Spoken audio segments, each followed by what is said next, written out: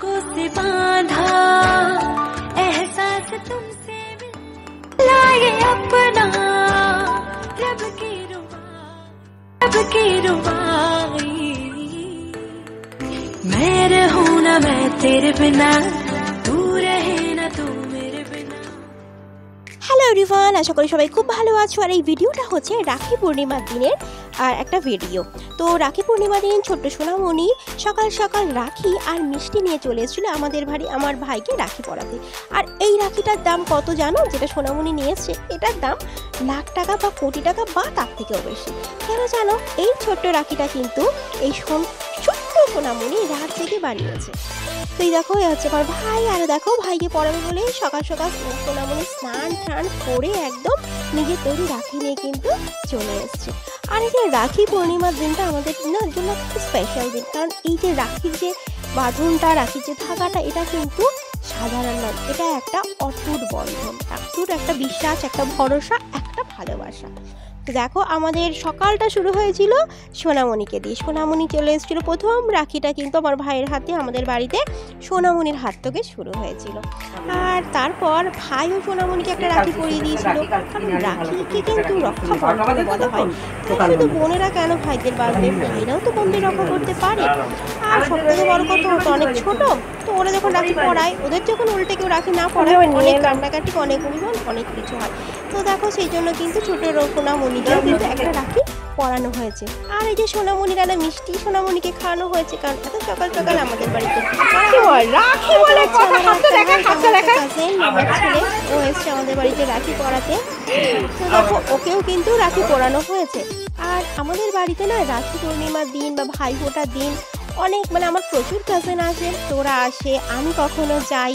তো এই দুটো দিন না নিজেকে খুব ব্লেসড লাগে, কি আমার এত ভাই আছে, সবাইকে রাখি পরাতে, ভাই ফোঁটা দিতে, ভাই বোনের যে দিন দুটো আসে বছর আর কি, রাখি বা ভাই ফোঁটা, এই দুটো দিন কিন্তু আমাদের বাড়িতে খুব সুন্দর করে সেলিব্রেট করা হয়, খুব আনন্দ করি আমরা। এখন অ্যাকচুয়ালি আমার না দেখো কত লম্বা, আর আমার থেকে অনেক ছোট, তো এই দুটো দিন কিন্তু আমি ওদের কাছ থেকে প্রণাম পাই। আর দেখো আমার জন্য চকলেটও নিয়ে এসছে। তাই যাই হোক, এই দিন দুটোতে আর কি আমার নিজের খুব ভালো লাগে। আর তারপর এসেছিলাম আমার আর একটা মামার বাড়ি, আর আমার আরও অনেক কাজিন আছে তাদেরকে পড়িয়েছিলাম। তো সেই ভিডিওগুলোর ক্লিপ আর নেওয়া হয়নি, অনেকে পছন্দ করে না, অনেক সময় নেওয়া হয়নি আর কি টাইমের অভাবে। আরেকটা হচ্ছে আমার মামার একটা মেয়ে, ছোট্ট একটা বুনু, ওর সোনামণির বয়সী হবে, ওর নাম রিশা। দেখো ও ভাইকে রাখি পরিয়ে দিয়েছে। আর ভাইয়ের হাতে প্রচুর রাখি হয়ে যায়, কারণ ভাইয়ের যে স্টুডেন্টরা আসে ওরাও আসে আমাদের বাড়িতে রাখির দিন, ওরাও ভাইকে পড়ায়। তো সব মিলিয়ে কিন্তু রাখিটা আমাদের বাড়ি বেশ জমজমাট হয়। দেখো ভাইয়ের হাতে কত রাখি, ও তো ভালো করে বাঁধতেও পারছে না, তাই বাকি গিফটটা আমিই দিয়ে দিয়েছি। আর এই যে ছোট্ট বুনু, ওকেও রাখি পরাতে হয়।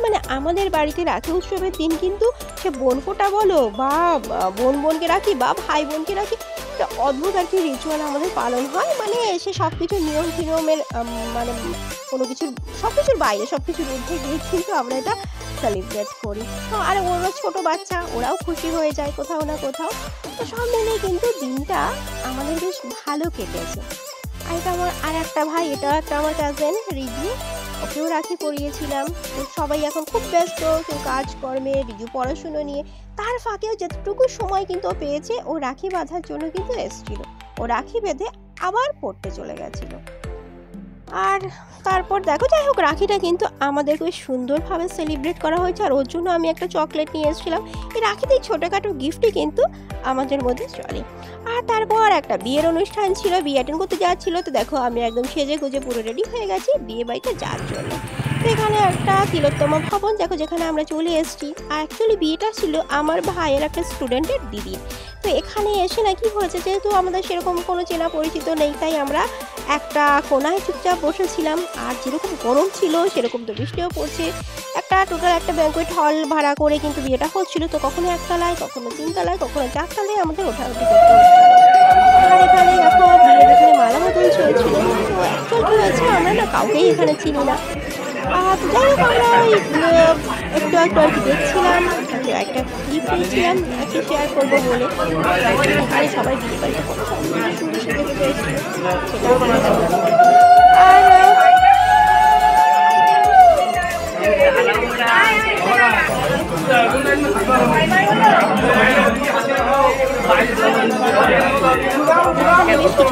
কাটানোর পর আমরা চলে গিয়েছিলাম খাওয়ার জায়গায়। কিন্তু দেখো খাওয়ার জায়গায় ভিড়টা, মানে যেহেতু খাবার জায়গার ওখানেও এসি চলছে তাই জন্য এরকম দরজা কিন্তু বন্ধ, আর এখানে লম্বা লাইন পড়েছে, কখন দরজাটা খুলবে তখন ভেতরে যাব। তো আলটিমেটলি আমরা যখন খেতে বসলাম প্রায় 11টার কাছাকাছি বাজে। মেনু তো অনেক কিছু জিনিসপত্র ছিল, কিন্তু বাকি সবাইকে খেতে দেওয়ার সত্ত্বেও আমাদের টেবিল না আর খাবার আসছিল না। দেখো সবাই খাচ্ছে, ভাইও পাশে বসে খাচ্ছিল, আর আমাদের টেবিল তখনও ফাঁকা, কিছুই বসেনি। আর বেশ আমার ঘুমও পেয়ে গেছিলো, রাত হয়ে যাচ্ছিল, অপেক্ষা করছিলাম কখন খাবার দাবারটা আসবে, খাবো আর সোজা বাড়ি গিয়ে ঘুমিয়ে পড়বো। তো ফাইনালি বাড়ি চলে এসেছি। আর অ্যাকচুয়ালি আমি লাইফস্টাইলের ব্লগ খুব একটা শেয়ার করি না, এটা একটা আমার সাবস্ক্রাইবারের অনুরোধে করছি। জানি না ব্লগটা কেমন হয়েছে, তো ভালো লাগলে একটা লাইক করো, কমেন্ট করো, নতুন হলে চ্যানেলটাকে সাবস্ক্রাইব করো। ট্রাভেল ব্লগ বা কার্টুন ব্লগ কাকিমা সেটা তো আসতেই থাকবে। আর আজকে ব্লগটা এখানেই শেষ করছি। টাটা, ভালো থেকো, সুস্থ থেকো।